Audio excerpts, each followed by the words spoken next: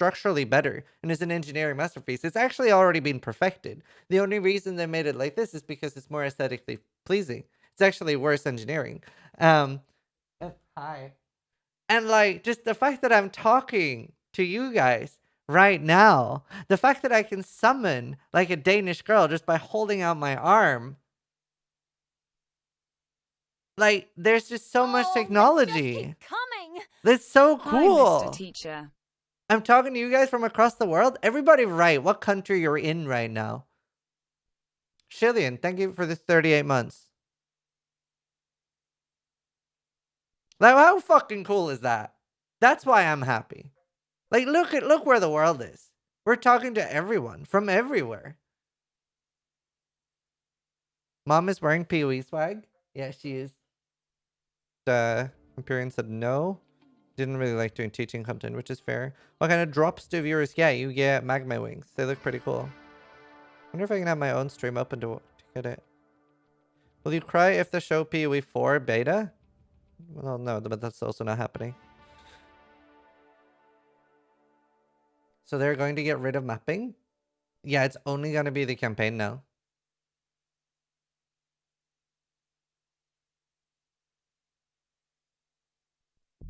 Calandra? I hope so. My prediction was that they're finally putting Bex in the game and that she's going to run around one-shotting players. And even if they like die on softcore, it'll delete their character while she's saying patch notes when.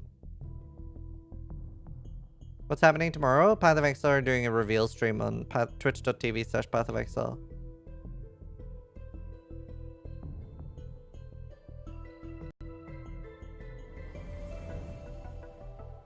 Prophecy was one of the most boring leagues that Path of Exile has ever run, but it was also one of the more useful because it's a very great core mechanic and one very easily ignored by new players.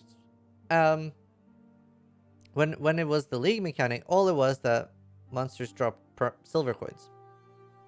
That was it. There's no special insane mechanic, and you just exchange them for prophecies. Now the prophecies can be pretty interesting. This has the faded unique system, which is awesome for the game.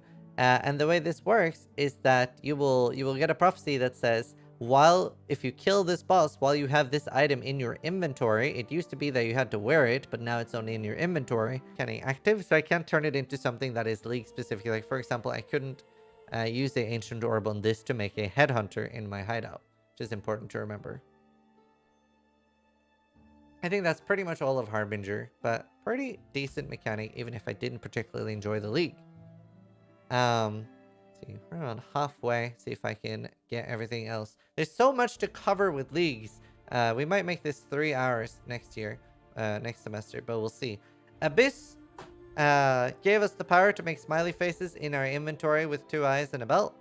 You basically crack or up your bestiary mechanic and rush through them together.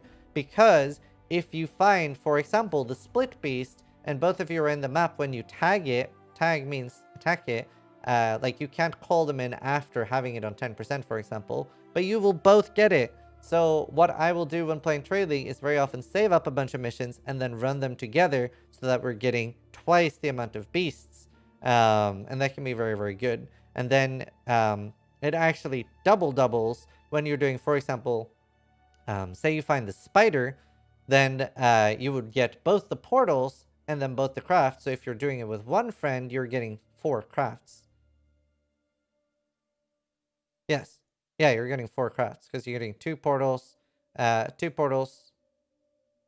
Well, I mean, yeah, it doubles it. It makes sense in my head. So it can be worth running it with friends.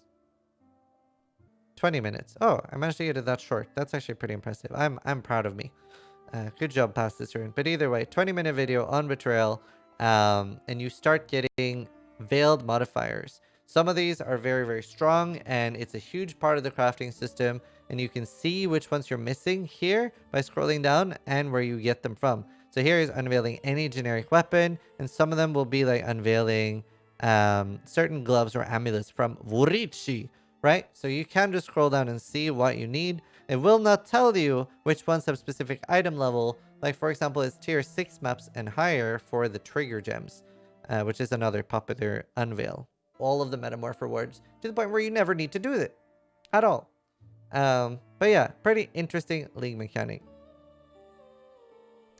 And we might have to go a little bit overtime on this because it's... How many sides do we have left? Oh! There's so many big mechanics at the end. Delirium, a lot of people's most popular league mechanic, and with a few changes would definitely be the best thing they ever put in the game. Delirium is a mirror, like you see there in the top right, that you just run through, and has the smoothest way to engage with the league mechanic ever. You run through that mirror, and now you're part of the league mechanic.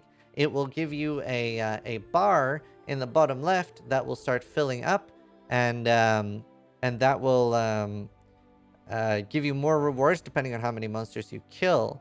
Some players don't like that there's a timer on it, like the fog will come after you, so if you're slow, then you won't get that many rewards because you won't be able to kill that many monsters inside of the fog.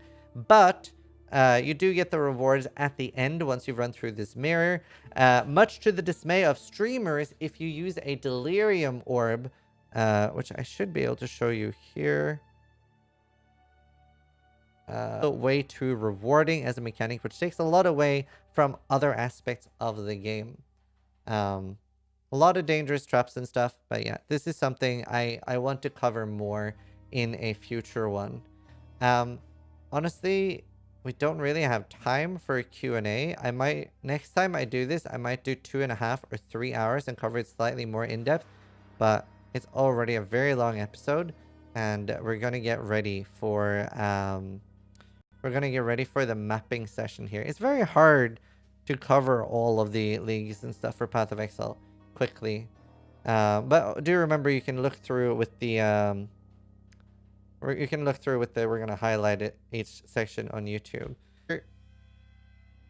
if you enjoy them, and other than that, you can sub to the YouTube if you like my content. Not gonna force you. Thanks for watching. Hope you guys enjoy it, and try to die less than I do. Ooh. Praise it. Good. That is such a hard episode. That's man who needs to poop? Oh, no, I don't. I just wanted to not take 3 hours. It's like a very, very... It will be... This one, I think, is the one that's going to benefit the most from feedback and also from doing it multiple times. How do you feel about the slides? Yeah, they were perfect. Water and not Coke? Well, I get like... gassy, like you start burping a lot more when you drink Coke, especially like I just feel like I have air in me when I'm drinking Coke and soda, so I do try to only drink water during the lessons. Yo, that shirt is sick. I'm grabbing it. Pog slide. I'm glad you like it. I'm glad you like it. They do come in different colors as well. They do come in different colors. We'll keep them. They'll be available for sale until the next session. Ideally, I want to have different t-shirts. Letukin has arrived. Between at a pretty big risk of changing. And we can like just like enter a map here real quick as well, so people have more of an idea what maps are. They're basically craft your own endgame, so similar to the campaign. But you can roll mods on it, and there's like a boss. It's just for farming XP and gear. So it'd be like this. You can alch them, you can chrome them, etc. Yeah, they'll be, depending on the map, anywhere from 300 to 800 or 900. Wait, I didn't say chrome, did I? Did I say chrome? I didn't say chrome. These are the ones she's selling. Boom. Open up an atlas. And now when these map open, I don't have to do anything in this map. You can just like waste the map. Now they're all new. So I can just like, well, I didn't need any of those either, Sana. I'm really hoping for like a Cortex here. Ooh, that's the one I needed. Thank you so much, Sana. So you can just reset this. And that means that even your white missions has like a usage late game, so you can force reset this over and over again. Like, oh my god, a Cortex! And you can only get Cortex once you have like pretty high completion. Things like 100 and... I'm not 100% sure yet. But yeah, you can force reset these. Force reset them just by doing the Atlas mission. So you can like farm Cortexes this way, etc. So every time I open a map, I don't have to do it. If you don't want to do the map, I mean, it's very often worth checking the Zana. But every time I open an Atlas mission through Zana, she resets her inventory. Completely. But, oh, actually, I think that was my PC lagging. But either way, you're about to see a rain of currency. And you can see there's many more monsters. And the rewards are going to be more gooder. So you can see it's just pouring out rewards here. And this is a combination of scarabs and sextants. And what I was talking about, that it was exponential rewards. And that all your rewards is making the other stuff worth more. You can see it's raining bases. And once you are able to like look more into these mechanics, and I do realize that it's pretty advanced, but it will be very, very worth it. So they should make it easier on new players there. It's just a bad thing when something has a permanent effect. So that means you can have a total of 30. But make sure you like do use that to your advantage. That like, you know, if I right now the only tier 14s I can drop is Cemetery, Coliseum, and Bog.